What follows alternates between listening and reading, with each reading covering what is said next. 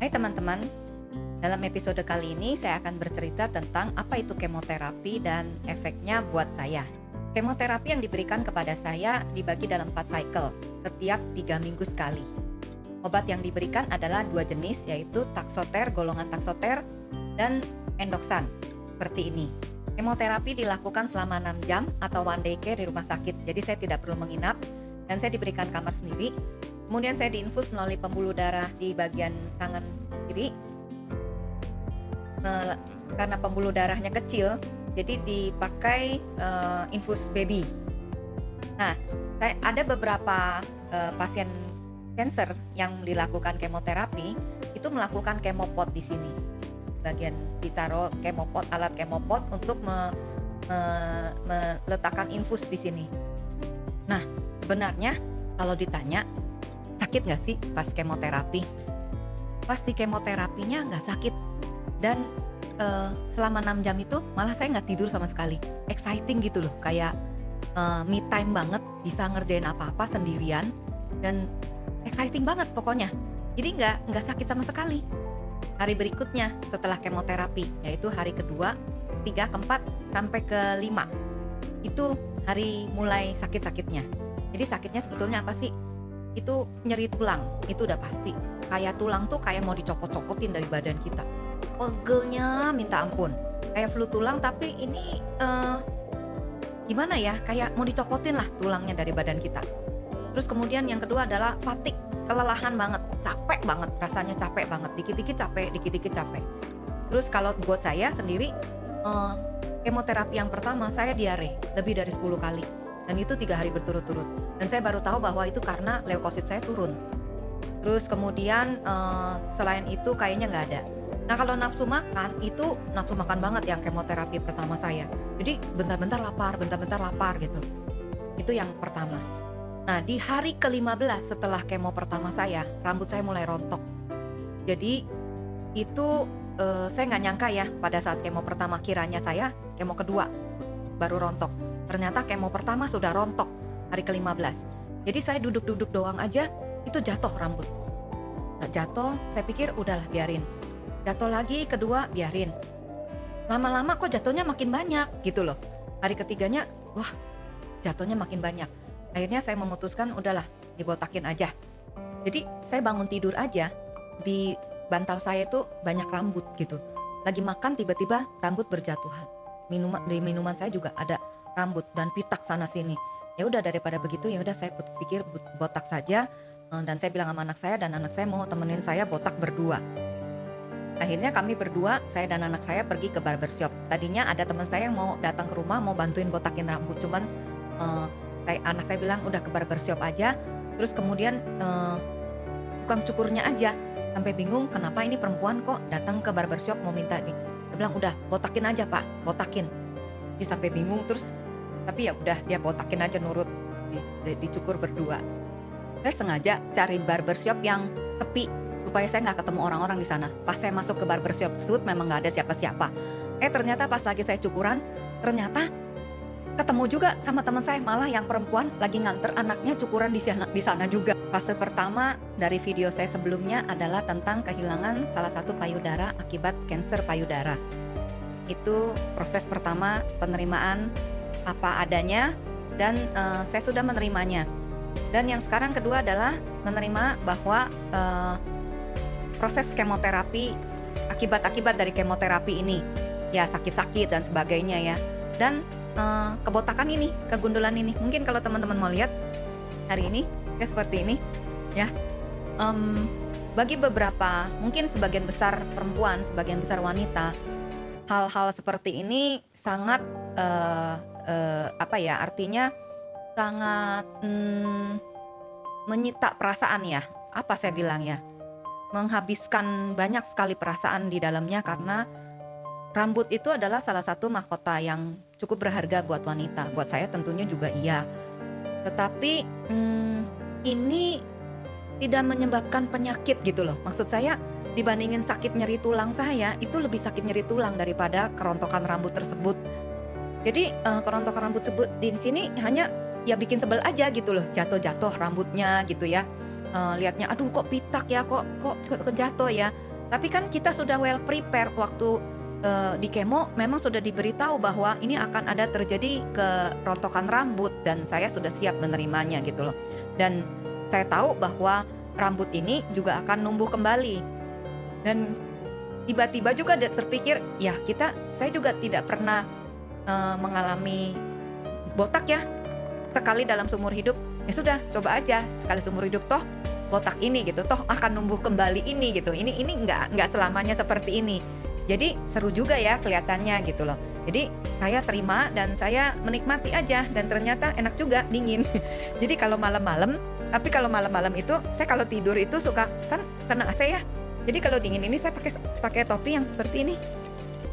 Seperti ini teman-teman. Nah, kayak begini. Ya, topi koki atau mungkin topi bedah ya. Topi bedah ya. Ini kalau buat malam. Kalau sampai AC-nya dingin banget, saya pakai ini buat topi bobo. Nah, kayak gini. Nah, kayak gini. Ya.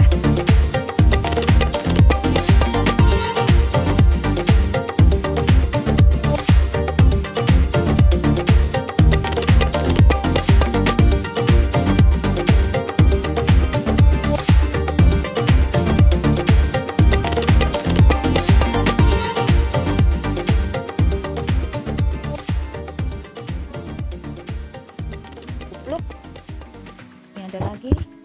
Ini ada sekitar 20-an loh. 20-an topi yang saya udah beli untuk persiapan happy. Ya, begitu teman-teman untuk cara menghibur diri. Kita nggak perlu sedih-sedih, nggak perlu menangisi apa yang telah hilang, yang memang seharusnya harus diregenerasi dari rambut saya.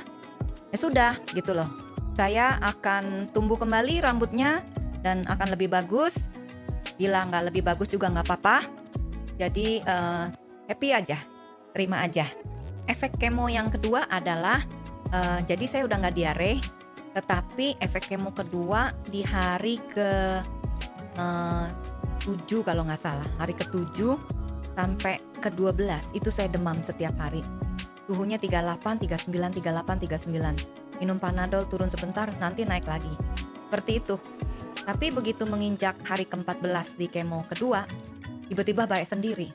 Kayaknya sepertinya karena leukosit saya sudah mulai membaik. Siklus kemo itu di hari ke-7 sampai ke hari ke-14 itu biasanya leukositnya turun.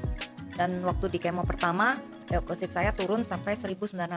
Normal minimal 4500. Di kemo kedua, leukosit saya lebih turun lagi sampai 1700. Makanya bisa demam. Nah, kalau leukositnya turun di hari ke-7 itu akan diberikan suntikan. Nah, ini tempatnya. Jadi ini disuntikan ke kita untuk menaikkan jumlah leukosit kita. Ya. Setelah disuntikan itu leukosit kita berangsur-angsur pulih, berangsur-angsur naik. Cuman badan kita mulai pegel-pegel lagi karena dia mulai merangsang pembentukan leukosit. Terus apalagi nih yang dirasakan? Yang jelas ada mood swing. Jadi ada suatu waktu kita bisa up, ada suatu waktu kita bisa down. Suatu waktu kita bisa senang sekali, suatu waktu kita bisa tiba-tiba pengen nangis aja gitu loh, nggak jelas mau kenapa kok bisa tiba-tiba mau nangis, ya pengen nangis aja gitu loh. Jadi mood swing itu kadang-kadang bisa terjadilah di dalam hal seperti ini. Tapi yang penting kita kendalikan saja, kita ya kalau memang mau nangis ya nangis aja, kalau memang happy ya happy aja. Terus bisa tiba-tiba lagi ngomong juga, kok kalau saya sih tiba-tiba bisa ngantuk gitu loh. Dan bisa tiba-tiba capek, tapi ya udah istirahat saja gitu. Biasanya kan orang susah makan ya. Jadi teman-teman saya nih mulai memberikan saya salah satunya adalah pakai kaldu. Katanya suruh banyak makan protein kan. Jadi makan kaldu begini. Kaldu ikan, kaldu sapi, dan kaldu ayam. Jadi ini kalau dipanasin jadi kuah gitu ya. Saya minum 1 setiap pagi. Jadi pas awal-awal kemo saya minum ini. Kalau udah mulai bosen ya udah ganti makanan yang lain gitu ya. Jadi makanan sih sebenarnya nggak terlalu gimana ya, nggak terlalu pantang gimana, asal jangan terlalu banyak makan gorengan atau yang pengawet. Yang suka makan aja semua, apapun dimakan aja, karena kan itu kan kita lagi pengen makan ya, lagi butuh energi ya. Asal kita taker dan banyakin protein. Kemudian saya minum vitamin-vitamin kayak begini ya, vitamin C, vitamin D. Seperti itu teman-teman. Makan apa aja yang suka dimakan aja. Sementara seperti itu supaya nafsu makan tetap ada, maintain. Oh ya, selama kemoterapi kan badan kita berasa lemes banget tuh. Kayak berasa, saya tadi bilang kayak tulang copot-copotin, kayak berasa digebukin lah gitu loh. Tetapi kita jangan terlena tidur-tiduran begitu aja gitu loh. Walaupun badan kayaknya maunya tidur, maunya istirahat. Memang perlu istirahat ya istirahat, tapi jangan dibawa tidur terus atau dibawa istirahat terus atau dibawa lemes terus. Nanti badannya makin lama makin sakit. Jadi ada satu waktu setelah istirahat kita body stretching.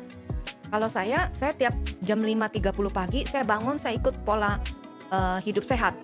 Atur nafas, pola nafas yaitu dari Pak Jarot. Ya, kalau teman-teman tahu Pak Jarot dan Mas Gunggung itu sangat membantu sekali dalam hal mengolah nafas saya. Jadi 5.30 setiap pagi kalau ada Zoom dari Pak Jarot pasti saya ikutin. Yang pertama pola nafas, pola hati, mengolah batin saya, mengolah pikiran saya, mengolah hati saya, dan mengolah nafas saya. Terus kemudian juga body stretching. Body stretching penting banget sehingga badan kita nggak terlalu sakit. Itu penting banget dilakukan selama kemoterapi ini. Kalau kita punya tenaga sedikit, biarpun cuma 5 menit, 10 menit, kita tetap harus bergerak. Dan nafas itu membuat kita jadi lebih tenang, lebih mengatur ritme kita.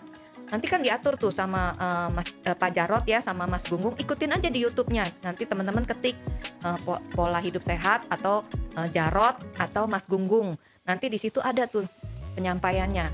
Disimak aja tiap YouTube-nya. Kemudian diikutin. Kalau teman-teman cocok, teman-teman lakukan. Nah, di situ saya cocok. Saya merasa lebih tenang dengan nafas teratur, dengan melatih paru-paru kita, jantung kita, ritme nafas kita.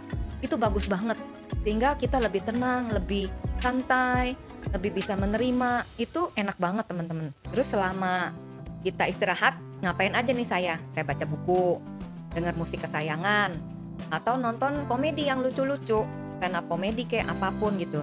Ya kita dengerin aja hal-hal yang membuat kita happy, yang membuat kita bahagia, sehingga itu akan mempercepat proses penyembuhan kita dan akan memperkuat imun tubuh kita. Itu aja tentang kemoterapi saya yang pertama kedua.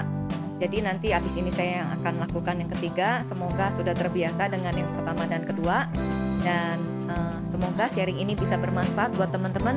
Jangan lupa ya teman-teman, supaya saya lebih semangat lagi, teman-teman dukung dengan mensubscribe channel YouTube ini. Terima kasih, semoga semua teman-teman berbahagia dan sehat selalu.